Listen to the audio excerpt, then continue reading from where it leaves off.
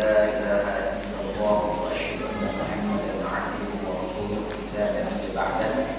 اللهم صل وسلم وبارك على سيدنا وحبيبنا وشفيعنا وقرة أعيننا محمد صلى الله عليه وسلم وعلى آله وأصحابه ومن تبعهم بإحسان إلى يوم الدين. رب اشرح لي صدري ويسر لي أمري واحلل عقدة من لساني يفقهوا قولي. الإسلام السلام عليكم ورحمة الله وبركاته. وعليكم السلام ورحمة الله وبركاته. كيف حالكم؟ خير إن شاء الله. Lagi musibah ya. Saya juga sama 2 minggu mungkin. Batuknya sudah membaik, cuman masih ada sisa-sisanya sedikit. Mudah-mudahan yang hari ini Allah berikan hadiah berupa sakit, Allah sembuhkan dan Allah sabarkan setelah Allah hapus kesalahannya. Wali wa akhwatillah rahimahumullah. Insyaallah di pertemuan hari ini kita sedikit mungkin akan apa istilahnya, akan belajar, termasuk saya pribadi akan belajar dengan salah seorang sahabat Nabi, yang justru subhanallah la quwwata illa billah, sahabat Nabi ini alhamdulillah ya, kita nggak ada yang tahu kan. Sahabat Nabi yang insyaallah akan kita bahas ini hampir saja, mungkin saya bilang hampir saja nggak jadi sahabat Nabi, hampir aja nggak jadi sahabat Nabi. Kenapa? Karena justru masuk Islamnya itu setelah Fathul Mekah. Bagaimana kita tahu dari Fathul Mekah sampai Nabi meninggal itu jaraknya tidak lama. Jaraknya tidak lama. Justru ketika terjadi Fathul Mekah, waktu itu beliau sudah masuk Islam, beliau justru lari ke Taif. Justru lari ke Taif. Sampai ada beberapa riwayat yang menyatakan bahwa sampai Rasulullah SAW membuat ultimatum karena orang ini lari ke Taif dan kesalahannya di masa lampau itu terlampau berat, sampai termasuk kategori 10 orang yang sama Rasulullah SAW sampai di ultimatum kalau tidak menyerah akan dieksekusi. Baru dia masuk Islam. Allah kan, hampir aja, hampir gak jadi sahabat, hampir. Tapi subhanallah, namanya hidayah, kita nggak ada yang tahu. Kita nggak ada yang tahu akhir hidup seseorang seperti apa. Sebagaimana Nabi SAW bersabda dalam salah satu hadis yang sahih riwayat Imam Al-Bukhari, innamal a'malu bil khawatim. Sesungguhnya amal itu tergantung akhir, bukan tergantung awal, tergantung akhir. Bahkan di hadis yang lain, Nabi SAW sampai pernah mengucapkan salah satu hadisnya, salah satu sabdanya, wallahu alladzi la ilaha ghairuhu inna ahadakum la ya'malu bi'amali ahli jannah hatta ma yakunu bainahu wa bainaha illa dhira'un yasbiqu 'alaihi al-kitab wa ya'malu bi'amali ahli an-nar fa yadkhuluha wa inna ahadakum la ya'malu bi'amali ahli an-nar hatta ma yakunu bainahu wa bainaha illa dhira'un yasbiqu 'alaihi al-kitab fa ya'malu bi'amali ahli jannah fa yadkhuluha. Ada juga di antara kalian, ada juga di antara kalian yang dari mulai awal hidup sampai menjelang sebelum meninggal beramal dengan perbuatan ahli surga, sampai mungkin antara dirinya dengan surga tinggal sejengkal lagi, tapi takdirnya menyatakan lain. Di akhir hidupnya dia melakukan perbuatan ahli neraka, akhirnya masuk neraka. Tapi ada juga di antara kalian yang beramal seperti perbuatan ahli neraka, sampai mungkin menjelang akhir hayatnya antara dia dengan neraka tinggal sejengkal lagi. Yasbiqu 'alaihi al-kitab, takdirnya menyatakan lagi. Wa ya'malu bi'amali ahli jannah fa yadkhuluha. Di akhir hidupnya dia melakukan perbuatan ahli surga, akhirnya dia masuk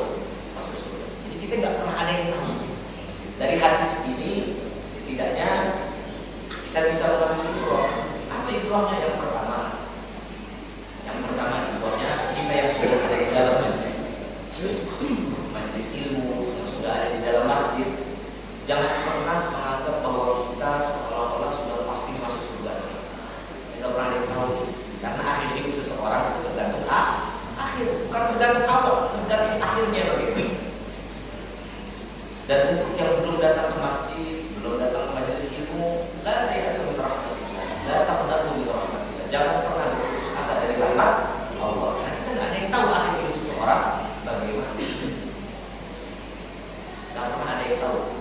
Dan kapan kita meninggal pun tidak pernah ada yang tahu.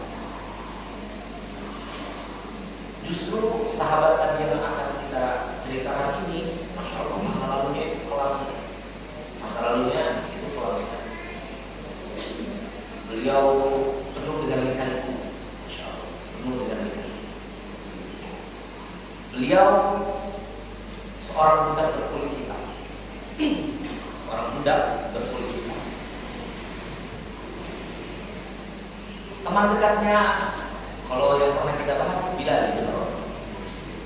Satu daerah, sama-sama dari Habasyah atau Ethiopia. Sama-sama dari sini.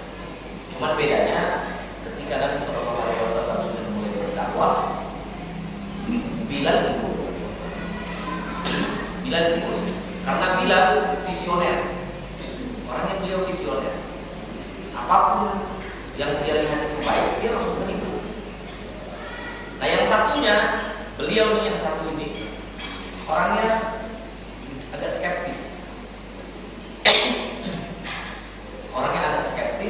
Dan dia lebih mementingkan saat ini, bukan yang akan datang. Yang dia pikirin ini aja, hari ini aja. Yang dia pikirin.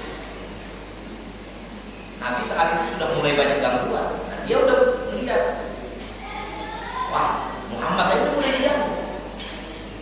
Orang-orang terdekatnya sudah mulai diganggu. Kalau saya ikut, habislah saya. Apalagi sama-sama budak. Namanya Wahsy. Namanya Wahsy. Wahsy ibn Harb al-Habasyi. Wahsy. Nah, Wahsy dengan Bilal ini dulu teman dekat sekali. Tapi ya tadi ketika dakwah Nabi sudah mulai dakwahkan Nabi SAW, Bilal menerima. Karena Bilal mungkin kalau saya lihat lebih cerdas daripada Wahsy. Kenapa? Karena Bilal melihat orang yang dimusuhi ini justru dulunya adalah orang yang paling dipandang di Mekah, orang yang paling diagung-agungkan, bahkan sampai bergelar Al-Amin. Dan orang kafir Quraisy yang ada di Mekah itu membenci Muhammad. Itu tidak logis. Padahal yang diajarkan itu adalah ajaran yang benar, bahwa di mata Allah kita semua sama, antara kulit hitam, kulit putih sama semua. Jadi itu ajaran yang benar untuk ditolak. Karena pada saat itu masih sangat rasis, orang-orang Mekah itu agak-agak rasis, agak-agak rasis saat itu. Sampai akhirnya Bilal menerima, dan beliau pun menerima konsekuensinya, tapi Wahsy tidak. Tapi Wahsy punya kelebihan. Apa kelebihannya Wahsy? Kelebihannya Wahsy adalah Wahsy jago main tombak. Dia jago main tombak, jarang meleset. Tombaknya Wahsy itu jarang meleset. Sampai berjalannya waktu, terjadilah perang Badar pada tahun kedua Hijriah, tepatnya pada bulan Ramadan. Tahun kedua Hijriah, bulan Ramadan, pecah perang Badar di situ. Dan ketika perang Badar sebelum berlangsung, terjadi duel dulu 3 lawan 3, ya kan? Duel nih 3 lawan 3. Dari pihak kafir Quraisy sama dari 3 pihak kaum muslimin ini, 3-tiganya ini sebenarnya masih saudara, masih sepupuan. Ini masih keluarga. 3 yang duel ini itu masih keluarga sih. Kalau dari pihak yang sebelah kafir Quraisy diutus pertama Utbah ibn Rabi'ah, yang kedua Syaibah ibn Rabi'ah, Yang ketiga, Al-Walid ibn Utbah. Jadi ini bapak, anak, paman. Ini dari sini nih. Yang dari sini Hamzah ibn Abdul Muttalib. Yang dari pihak kaum muslim. Kemudian ada Ali bin Abi Thalib. Kemudian ada Ubaidah. Ini 3 lawan 3. Utbah ibn Rabi'ah melawan Hamzah. Kemudian Al-Walid melawan Sayyidina Ali bin Abi Thalib. Kemudian Syaibah melawan Ubaidah. Dan qadarullah 3-3 ini dimenangkan oleh kaum muslimin. 3 orang ini meninggal, tewas mereka. Nah, kemudian terjadi peperangan Badar dan alhamdulillah dimenangkan oleh kaum muslimin. Tapi rupanya inilah yang membuat terjadi. Ini yang membuat terjadi. Karena kenapa? Utbah ini adalah ayah dari Hindu.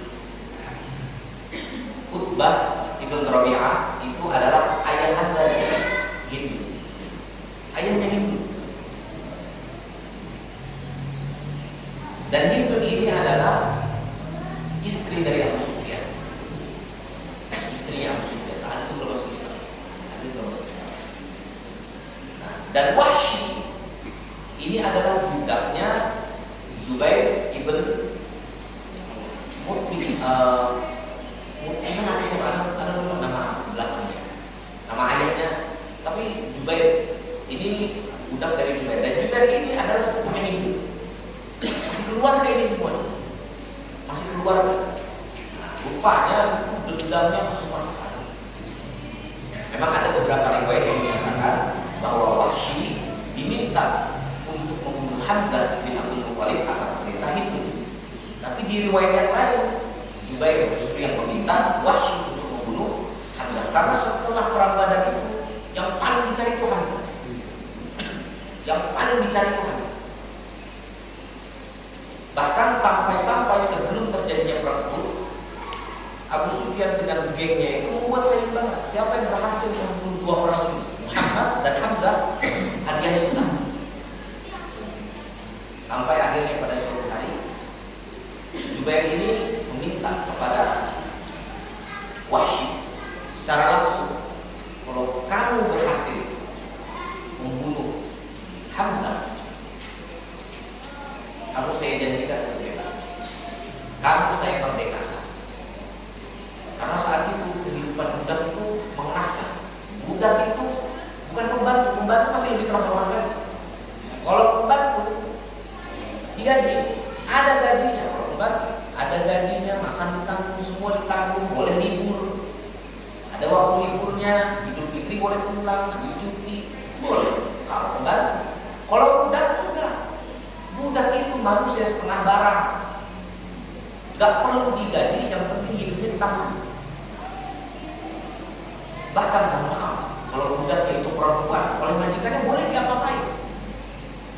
Seandainya budaknya ini melahirkan anak, anaknya nggak jadi budak, anaknya merdeka. Makanya salah satu yang ditafsirkan oleh para ulama ketika menafsirkan hadis kedua di dalam kitab Arba'in An-Nawawi, salah satu tanda-tanda kiamat adalah an-kalidat anakku robbataha. Salah satu tanda-tanda kiamat adalah ketika seorang ibu, seorang budak melahirkan tuannya.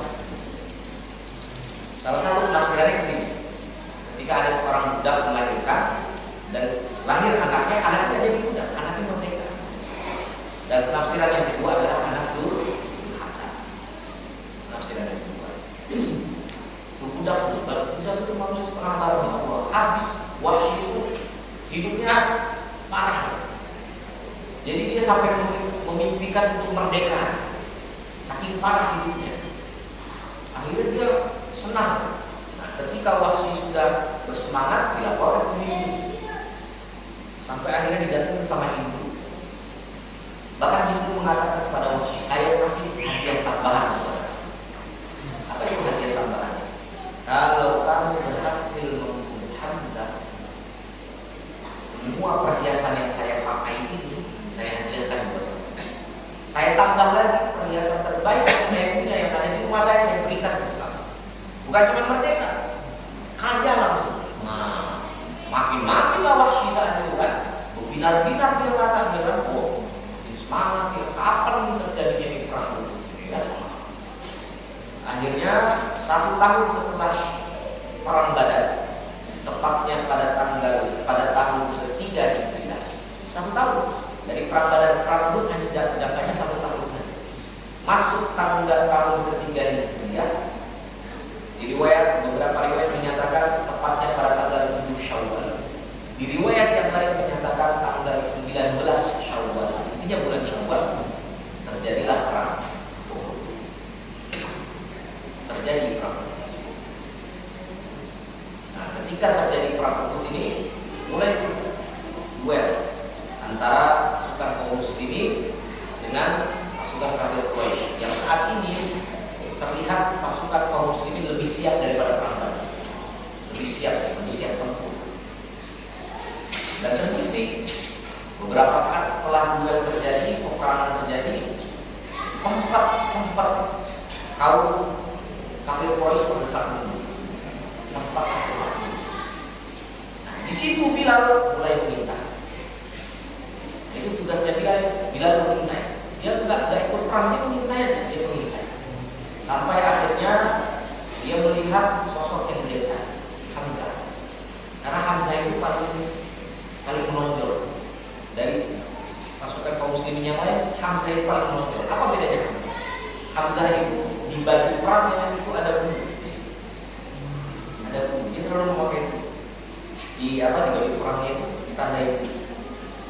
Gunanya buat apa? Orang yang kalau pakai baju perang terus kemudian ada bunyinya saat itu menunjukkan dia satria dan siap diajak duel sampai mati. Itu Hamzah gitu. Jadi kalau Bapak melihat perjalanan sirah Nabi Sallallahu Alaihi Wasallam dan mengisahkan terkait Hamzah, itu pasti Hamzah selalu dia pakai baju perang dan di sini ada bunyi.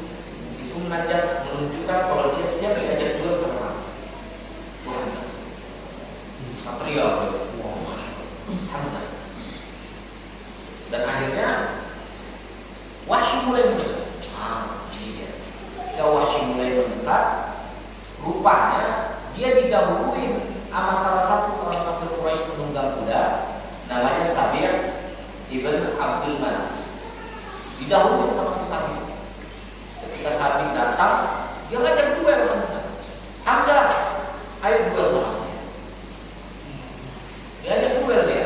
Oh Hamzah, ente ngajarin duel lah, siap lah. Nah, bahasa kita kalau bahasa Betawi bilang duel beli. Kalau Hamzah enggak jual beli. Duel borong.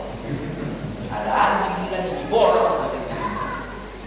Ini Hamzah enggak ada gitu. Oh nantang juga borong sekalian. Nah, duel akhirnya itu. Pas duel kena tembas di samping. Jatuh ke samping. Ketika Sabit jatuh, rupanya di belakang Sabit sudah menunggu Bilal. Bukan Afwan jadi Bilal mah masuk Islam ya. Wahsy sudah siap Wahsy di situ.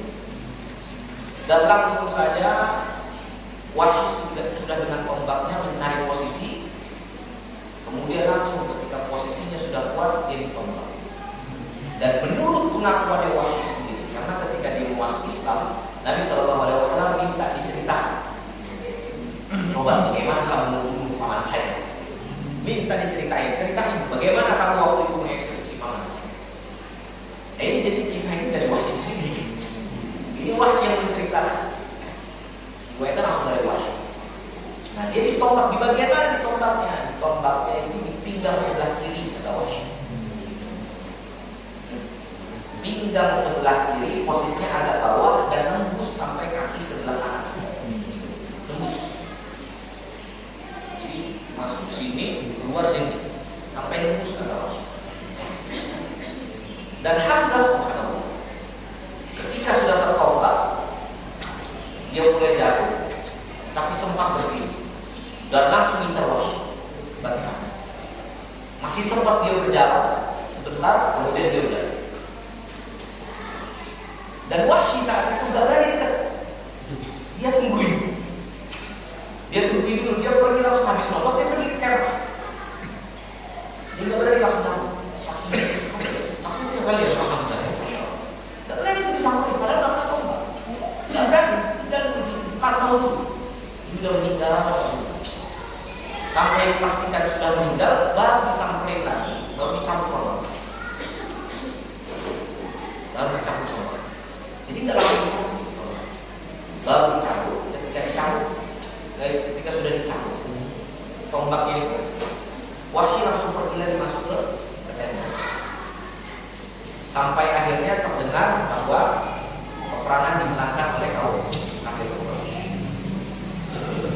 Apa yang diceritakan Wahsy setelah itu menunjukkan memang kalau memang Islam itu adalah agama yang rahmatan lil alamin. Apa yang dilakukan kafir Quraisy setelah selesai perang Uhud? Wahsy menceritakan, ketika saya di kemah, saya melihat Hindu. Saya melihat Hindu.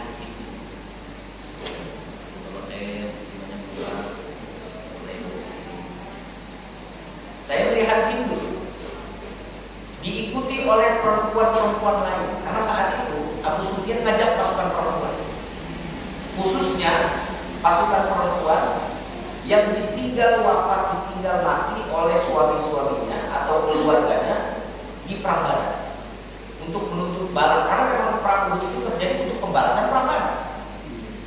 Memang itu terjadinya perang Uhud memang untuk menuntut balas saat perang Badar. Yang mimpin langsung Abu Sufyan. Kalau sebelumnya waktu perang Badar Abu Sufyan mau ikut perang nggak mau. Karena saat itu kan perang Badar kan terjadi gara-gara apa? Ada yang tahu kan? Masih ingat ya? Perang Badar terjadi gara-gara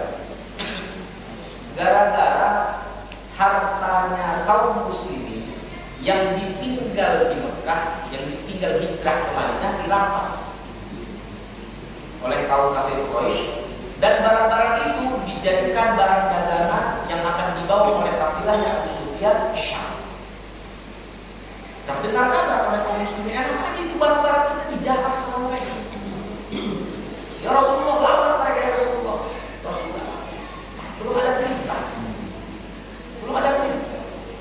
Baru ketika ayat turun, udina lil ladina yuqatiluna bi annahum zulimu, diizinkan kalian untuk berperang. Ketika posisi kalian dizolimi, baru Rasulullah menyiapkan. Makanya yang Rasul siapkan itu hanya 300 pasukan. Hanya 300 pasukan, 300-an pasukan yang disiapkan Rasulullah. Karena kenapa? Karena memang yang pengen diambil itu adalah punyanya barang-barang yang dibawa sama Abu Sufyan mau ke Mekah. Itu sebenarnya yang mau diambil. Makanya disiapkan itu 300. Hanya untuk mengambil aja. Tiba-tiba Rasulullah yang 300 pasukan kedengeran sama Abu Jahal. Oh gitu ceritanya. Udah berani rupanya di orang Islam. Kita siapin seceng. Bahasa kita harus seceng. 1000. Kita siapin 1000. Siapin 1000 pasukan. Lengkap semuanya. Kirim utusan ke Abu Sufyan. Abu Sufyan, ayo kita hadang kaum muslimin. Kita hadang pasukannya Muhammad di daerah Badar. Abu Sufyan mikir, kalau terjadi perang betulan, walaupun kita kondisinya menang, tetap kita kalah. Kenapa? Karena resikonya ekonomi Mekah goyang. Kenapa? Ini semua harta nih, barang dagangan. Resikonya ekonomi gitu. Walaupun kita menang, tapi goyang juga nih ekonomi. Kan dia mikirnya begitu. Akhirnya nggak mau Abu Sufyan ikutan. Lu aja dah, gue mau nggak ikutan. Malah muter Abu Sufyan. Nggak mau ketemu sama Rasulullah di Badar. Akhirnya yang ketemu sama Rasulullah di Badar pasukan siapa? Abu Jahal punya. Makanya agak viral Pak ya. Kayak Rasulullah itu waktu pas perang Badar doanya sampai agak-agak makan gitu. Waktu perang Badar, ya Allah, kalau seandainya kau tidak menangkan kami di perang Badar, aku khawatir kau tidak disembah lagi. Sampai begitu doanya Rasulullah. Saking betul-betul. Rasulullah saking. Masya Allah, gimana ini ya? Yang ketemu pasukannya Abu Jahal di sana. Tapi Rasulullah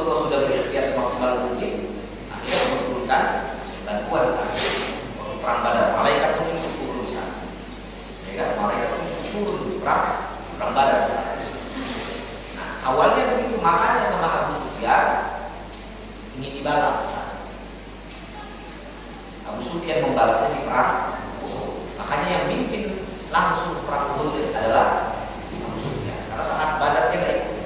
Memang perang Uhud ini perang balas dendam sebenarnya. Memang perang balas dendam. Makanya Wahsy lanjutin ceritanya.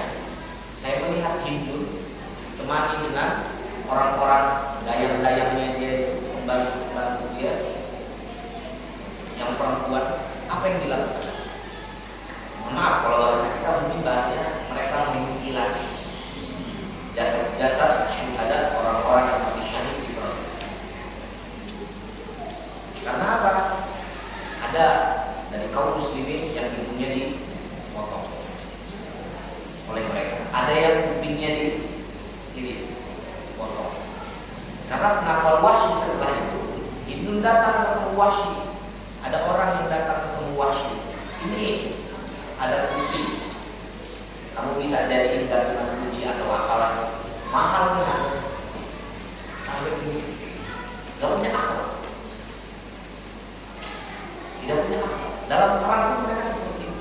Makanya nggak heran apa yang terjadi di Palestina. Itu memang begitu. Sadis mereka. Anak kecil mereka bisa tandai. Orang-orang kalau tidak mengenal Allah ya seperti itu. Kalau kita umat Islam, kita diajarkan innama bu'itsu liutammima makarimah akhlak. Rasul diutus itu untuk menyempurnakan akhlak. Apa yang diperlakukan oleh Rasulullah terhadap tawanan perang Badar? Apakah diperlakukan seperti itu? Tidak. Bahkan apa yang dimakan oleh Rasulullah pun dimakan oleh tawanan-tawanan di perang Badar. Padahal itu tawanannya kafir Quraisy. Dijamin keamanannya oleh Rasulullah. Barang siapa di antara kalian yang mengajarkan 10 orang kaum muslimin untuk baca dan tulis, kalian bebas. Gak ada yang disiksa oleh Rasulullah. Gak ada. Dan itu dilakukan oleh para mujahidin kita di Gaza. Kalau mungkin pernah lihat bagaimana tentara-tentara Zionis saat itu diperlakukan dengan baik oleh kaum muslimin. Pakai akhlak. Kita memang begitu diajarkan oleh agama. Itu yang diajarkan oleh agama. Itu yang diajarkan oleh agama. Insyaallah. Kemudian setelah selesai perang Badar selesai, Hindun membelah dadanya Hamzah, kemudian sampai menggigit jantungnya Sayyidina Hamzah. Setelah peristiwa itu selesai, kembali ke Makkah dengan kemenangan pasukan kafir Quraisy. Kemudian juga memanggil Bilal, saya tepati janji saya, kamu bebas. Ketika Bilal bebas, dapat harta yang banyak. Bilal Wahsy, ada mirip. Wahsy, ketika Wahsy sudah bebas, ya kan? Dia anggap dia akan mulai bahagia. Tapi rupanya tidak. Gak ada kebahagiaan di sini. Gersang hatinya. Oke, dia sudah dapat semuanya. Dia sudah dapat harta, dia sudah dapat kebebasan, dia akhirnya bisa punya rumah segala macam. Tapi tetap aja namanya mantan budak. Orang-orang Mekah sudah tahu dia ini budak. Agak asing aja gitu melihat Wahsy dengan pakaian yang bukan pakaian budak gitu. Jadi ketika dia kumpul sama ini masih aja dianggap budak. Masih orang-orang itu masih rasis gitu sama dia. Masih agak jijik. Kok budak sekarang bisa sampingan sama saya ya? Jadi dia justru gak tenang hidupnya. Gak tenang ya. Sampai hari berganti hari, bulan berganti bulan, Wahsy mulai khawatir. Kenapa? Pengaruh Muhammad makin kencang. Wahsy mulai khawatir. Lambat laun pengaruh Nabi Muhammad SAW makin kencang. Makin kencang. Pengaruhnya makin besar. Pengaruhnya makin besar. Terus meningkat. Makin lama makin khawatir. Makin lama makin khawatir. Karena kenapa? Sudah diketahui siapa itu yang membunuh Hamzah. Sudah tahu semua yang membunuh Hamzah itu siapa. Tombaknya siapa. Sudah tahu semua. Makin khawatir dia. Makin kencang pengaruhnya. Makin kencang pengaruhnya. Makin besar. Makin khawatir dia. Sampai akhirnya Rasulullah SAW menyiapkan 10.000 pasukan. Menyiapkan 10.000 pasukan untuk menang menaklukkan, membebaskan kota Makkah. 10.000 pasukan kerahkan oleh Rasulullah SAW. Masya Allah. Rasulullah datang dengan gagahnya. Rasulullah memakai imamah yang berwarna hijau, pakaian berwarna hijau, karena pakaian berwarna hijau itu pakaian ahli surga. Jadi pakaian kita nanti di Firdausil A'la warna hijau. Jadi itu warna salah satu warna kesukaannya Rasulullah SAW. Rasul suka warna putih, suka warna hitam, suka warna hijau, dan Rasul juga dalam beberapa riwayat pernah memakai baju warna merah. Dalam beberapa riwayat Rasul memakai baju warna merah, warna hijau. Keren, mudah-mudahan ahli surga insya Allah. Ahli surga yang masih ada di muka bumi. Mantap ya.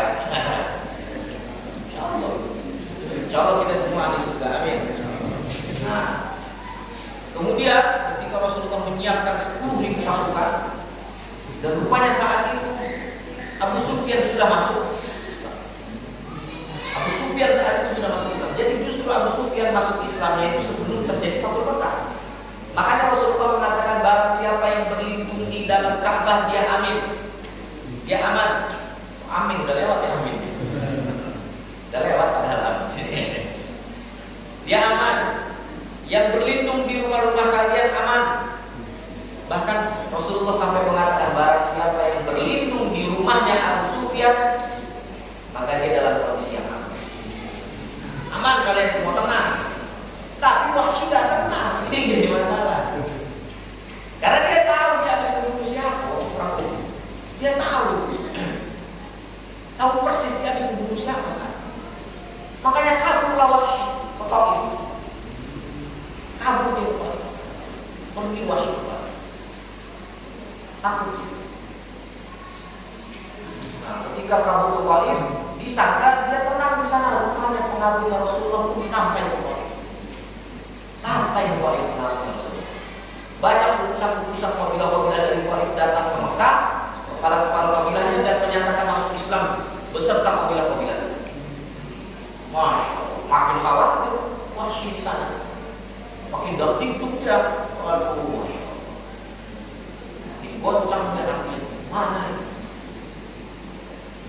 Apalagi sudah di ultimatum, termasuk 10 orang yang kalau nggak menyerah eksekusi. Sanggup gitu. Sampai Wahsy pikir, wah saya bakal pergi kemana? Saya mau pulang kampung aja lah, ke Ethiopia, balik lagi lah saya. Mudik lah saya kan. Balik saya ke Ethiopia, walau mau kemana? Pusing Wahsy. Karena bingung dia mau kemana kan? Mau kemana saya? Setelah itu. Sampai akhirnya Rasulullah mengutus orang untuk ketemu sama Wahsy.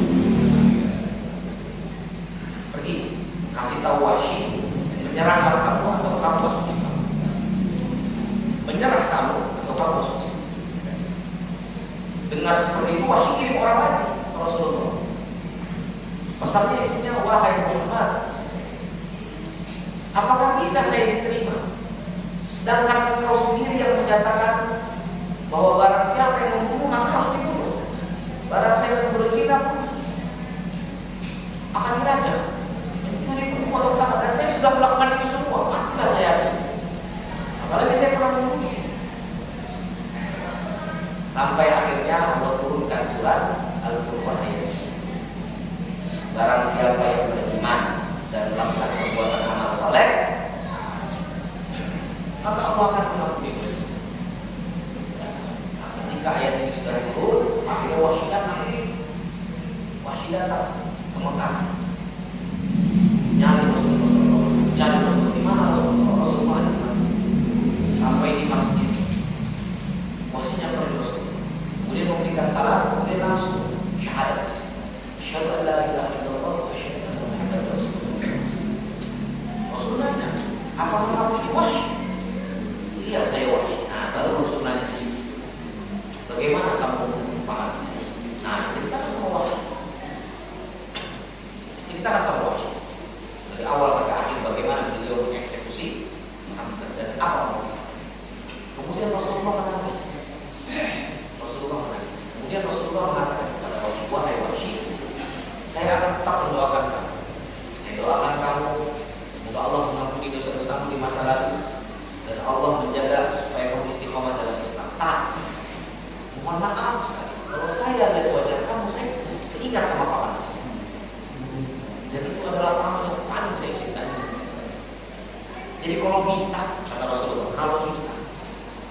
setiap ada di majelis saya atau kamu bertemu dengan saya, lebih baik kamu menjauh.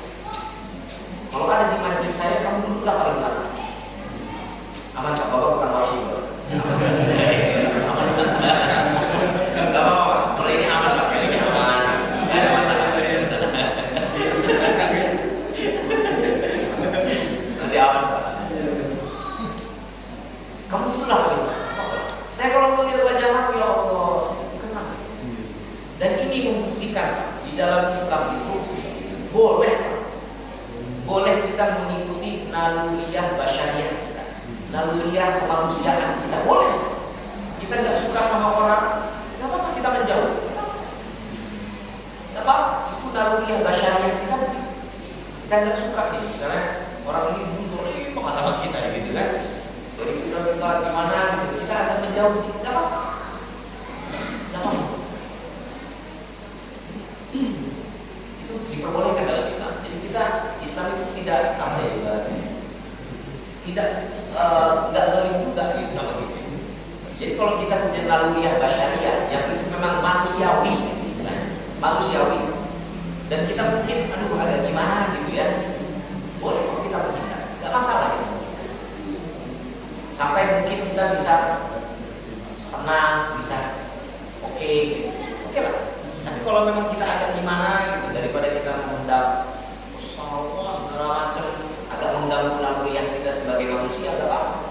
Kita agak menjauh, nggak masalah. Itu bukan bagian dari memutus silaturahmi. Itu bukan bagian dari memutus silaturahmi.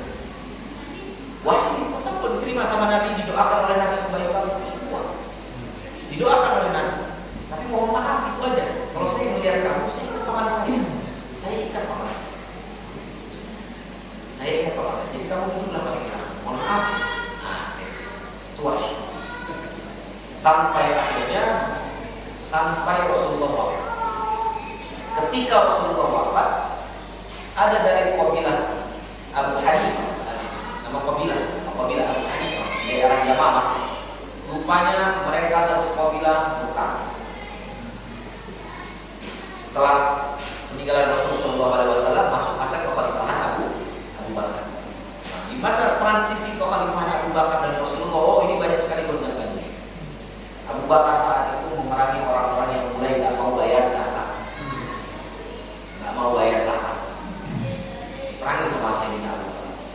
Plus tambah lagi ada orang ngaku nabi. Jadi orang ngaku nabi nggak cuma zaman sekarang aja, Pak. Dari dulu udah ada. Dari itu udah ada. Cuma yang dulu nggak ditangkap polisi. Kalau sekarang bisa nabi Tuhan Jibril ditangkap polisi bisa. Bisa sekarang ditangkap, hebat ya polisi Indonesia, mantap. Bahkan sekarang polisi kita bisa nangkap Imam Mahdi. Hebat sekali bawa polisi. Hebat. Keren polisi kita. Nah, kemudian muncullah nabi palsu, Sailamah. Nah, ketika mulai nabi palsu, nah Sayyidina Abu Bakar Siddiq mulai menyusun strategi untuk menanggulangi ini. Apalagi ditambahkan yang pernah saya kisahkan sebelumnya, ada orang kaum muslimin yang hafal Quran, banyak hafal hadis, tiba-tiba murtad, ya kan? Rajal bikul fuas, murtad dia. Rajal bikul fuas, orang yang hafal Quran, banyak hafal hadis, bahkan ketika wahyu turun dia ada di situ, murtad namanya. Belok dia masuk ke barisan, saya bilang ini gara-gara orang ini. Benar kata Rasulullah mengatakan saya tidak pernah takut dengan fitnah Dajjal. Ada satu fitnah, fitnah Dajjal itu parah. Tapi ada satu fitnah yang saya lebih benci dan lebih saya takuti daripada fitnah Dajjal. Apa itu? Al-ulama as-su. Rasulullah, ulama as-su. Ini bahasa Arab bukan bahasa Jawa. Tapi karakternya mirip-mirip lah. Karakternya mirip-mirip lah. Al-ulama as-su. Mirip. Jawa sama Arab yang di sini agak mirip. Karakternya mirip. Karakternya agak mirip. Salah satu ciri-cirinya ada ulama as-su, kan ada su'ul khatimah, ada husnul khatimah. Ada su'ul khatimah, ada husnul khatimah. Su. Ulama yang su. Maksudnya ulama sebenarnya bukan ulama.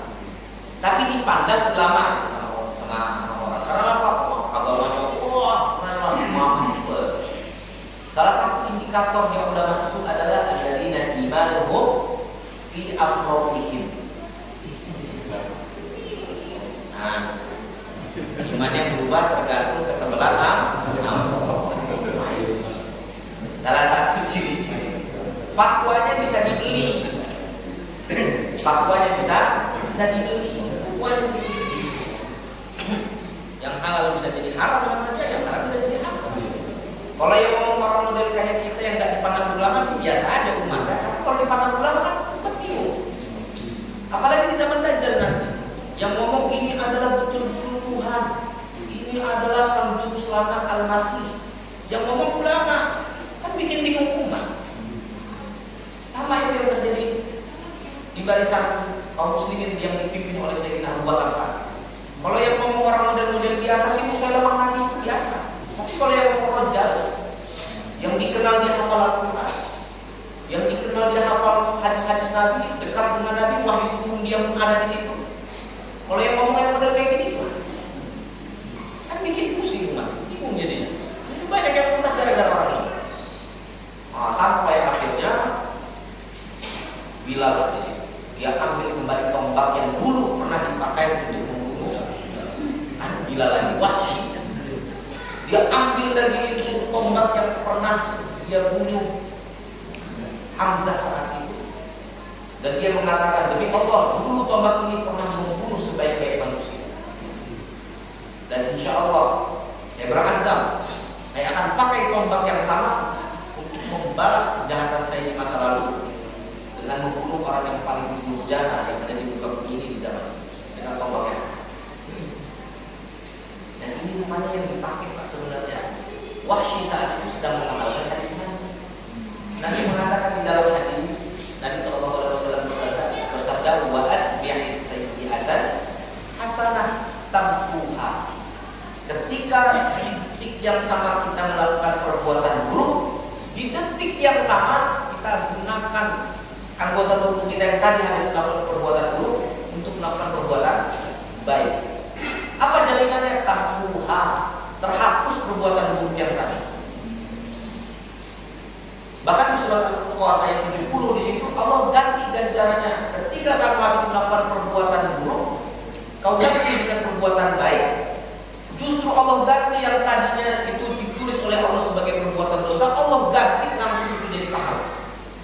Diganti sama Allah, bukan dihapus saja, diganti itu yang tadinya dosa diganti sama Allah jadi pahala. Bukan hanya dihapus. Jadi dapat pahalanya double. Kasih double sama Allah.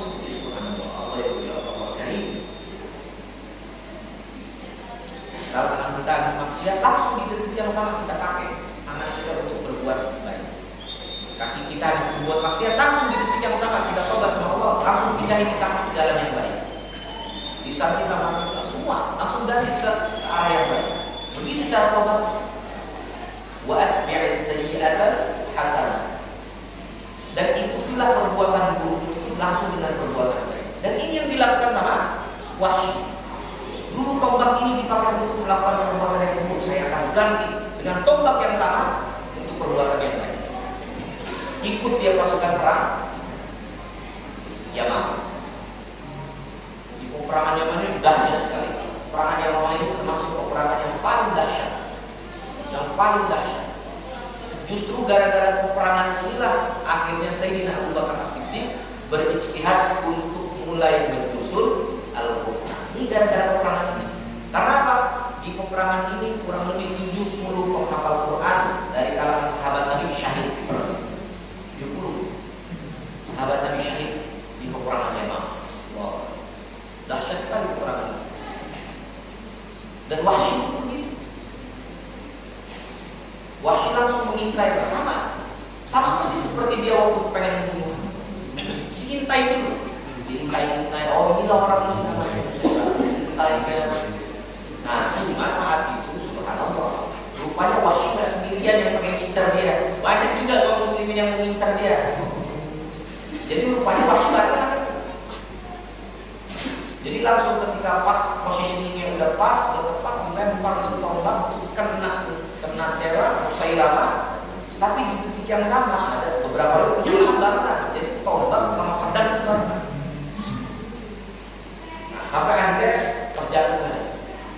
Ketika terjatuh di situ, agak Abi ini meninggalnya gara-gara apa nih? Gara-gara pedang apa gara-gara tombak Tapi subhanallah, di situ tersedia kabar justru mantan budak pintar itulah yang telah membunuh Musailamah. Langsung tuh berbunuh peperangan Yamamah. Maksudnya Wahsy yang berhasil membunuh Musailamah. Wahsy yang berhasil membunuh Musailamah. Wahsy yang berhasil. Masya Allah. Dan hebatnya kaum muslimin Pak, ini Masya Allah. Hebatnya kaum muslimin saat itu. Apakah pasukan ketika peperangan Yamamah, pasukan itu dipimpin oleh siapa? Khalid bin Walid. Perang Yamamah itu melawan Nabi palsu itu dipimpin oleh Khalid bin Walid. Dan subhanallah yang pasukannya Khalid. Subhanallah Pak, pasukannya Khalid itu langsung Pak dari Yamamah nggak pulang ke Madinah. Nggak pulang. Langsung pasukan yang sama langsung ekspansi ke Syam dengan pasukan yang sama. Hebat ya kaum muslimin. Nggak pulang dulu tuh Pak, yang masih luka yang apa udah diobati di jalan. Kita lanjut ke Syam. Dipimpin langsung oleh Khalid bin Walid. Dan Wahsy ikut ke Syam. Wahsy ikut ke Syam. Akhirnya ketika sudah sampai di Syam, Wahsy nggak ikut lagi.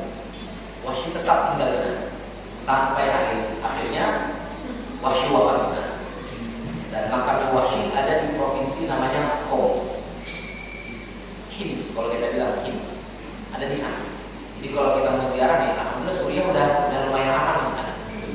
Udah ganti presiden di Suriah. Bashar al-Assad udah kabur ke Rusia. Sekarang kalau ada yang mau ziarah, Homs bisa ya. Mudah-mudahan masih ada. Cuma saya dengar kabar terakhir kan Khalid bin Walid juga makamnya di sana. Saya terakhir dengar kabar itu sebelum itu makamnya Khalid itu hancur, narudal. Mudah-mudahan sekarang sudah diperbaiki. Tapi makamnya di sana, Khalid makamnya di sana, Wahsy pun makamnya di sana. Dari sini banyak yang bisa kita ambil pelajaran. Jadi rupanya subhanallah la quwwata illa billah, Allah itu sangat membuka lebar pintu taubat siapapun itu. Apapun dosa-dosa kita. Ada yang pernah bunuh orang?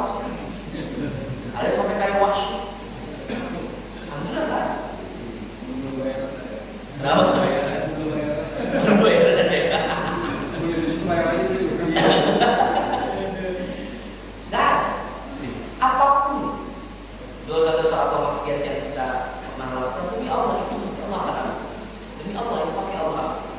Bahkan Allah sendiri Pak bilang di dalam Al-Quran. Allah yang bilang dalam Al-Quran, ya ibadiyalladzina asrafu ala anfusihim. Allah yang bilang, wahai hamba-hambaku yang telah melampaui batas. Bayangin, yang sudah melampaui batas saja Allah masih menggunakan kalimat apa? Ya ibadi, wahai hamba-hambaku. Saya betul Allah. Walaupun sama hamba-hamba yang sudah melampaui batas. Sampai Allah bilang itu, ya ibadiyalladzina asrafu ala anfusihim. Wahai hamba-hambaku yang telah melampaui batas. La taqnatu min rahmatillah. Jangan pernah putus asa dari rahmat Allah. Innallaha yaghfiru dzunuba jami'an. Sesungguhnya Allah itu Maha Pengampun atas dosa-dosa yang telah kalian lakukan. Allah termasuk Wahsy diampuni sama Allah. Masya Allah. Sayyidina Umar, bayangin, masuk Islamnya aja tapi pas pengen bunuh Nabi, bayangin coba. Kurang apa itu?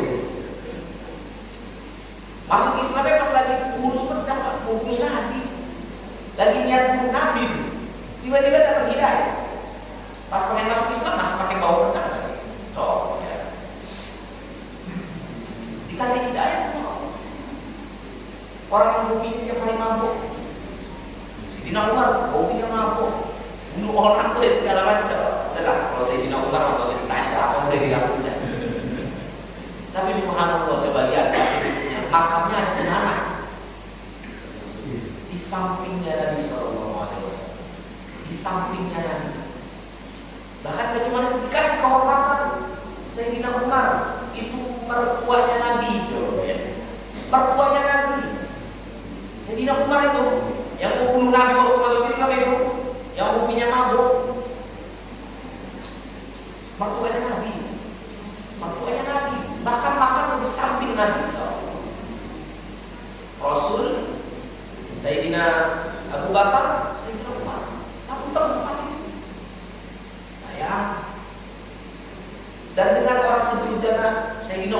dulu sebelum masuk Islam. 2/3 bumi Allah takdirkan ada di bawah kaki beliau. Sayyidina Umar itu Pak, waktu di bawah kepemimpinan Khalifah Sayyidina Umar, 2/3 bumi di bawah kakinya Sayyidina Umar. Ya. Allah takdirkan sampai seperti ini. Padahal dulunya ya marah, ya panik, bunuh orang, masuk Islam mau bunuh Nabi lagi. Coba ketika dia kembali, masya Allah, dihapus sama Allah. Seolah-olah kayak nggak pernah punya dosa. Itu enaknya sama Allah. Enaknya kerja sama Allah begini. Allah ngasih 10 perintah ya. Kalau sama manusia ya, kasih 10 perintah. 9-nya benar, dia lakuin. Satunya ada kesalahan nih. Sama bos yang dilihat sama bos yang 9 kayak salah. Yang satu, padahal yang 9-nya benar. Yang dilihat yang satu. Tapi kalau kerja sama Allah nggak perlu ya. 10 perintah, 9-nya kita nggak lakuin dengan benar. Satu yang benar yang diingat Allah yang satu. Yang benarnya juga, yang lainnya kamu. Itu enaknya kerja sama Allah. Jadi jangan pernah berputus asa dari kehendak Allah. Dan kesabilan ini kita bisa lihat sebijak apapun orang kalau sudah Allah berikan hidayah. Jadi makanya kita nih orang yang sudah ada di majelis ilmu, yang ada di masjid, jangan pernah memandang orang-orang yang masih di luar sana sebelah mata. Kita nggak pernah tahu orang-orang yang di luar sana itu bagaimana. Siapa tahu di akhir hidupnya rupanya dia waliullah. Mana gak ada yang tahu. Rupanya dia di akhir hidupnya menjadi wali-walinya Allah. Ya kan? Dan rupanya dia pintu tobatnya pertama diketuknya sama kita. Oh, masya Allah, yang diingatkan kita Pak. Naik kita Pak. Naik Pak. Gara-gara dia ingat sama kita. Apalagi kalau kita lihat teman-teman dari Jakarta itu masya Allah, banyak yang tobat sama mereka. Masya Allah. Ada Kitoronis kalau Bapak tahu. Mantan rocker itu. Oh, masya Allah, meninggal ya Allah. Meninggal itu jelas.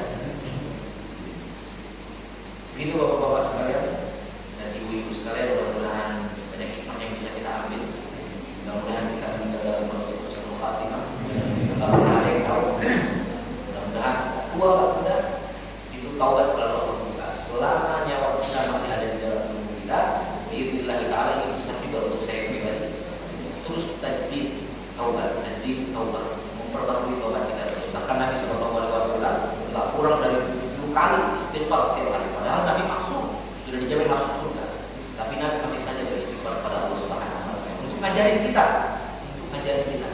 Mudah-mudahan kita bisa bersama Nabi SAW dan kita bisa masuk ke surga. Bahkan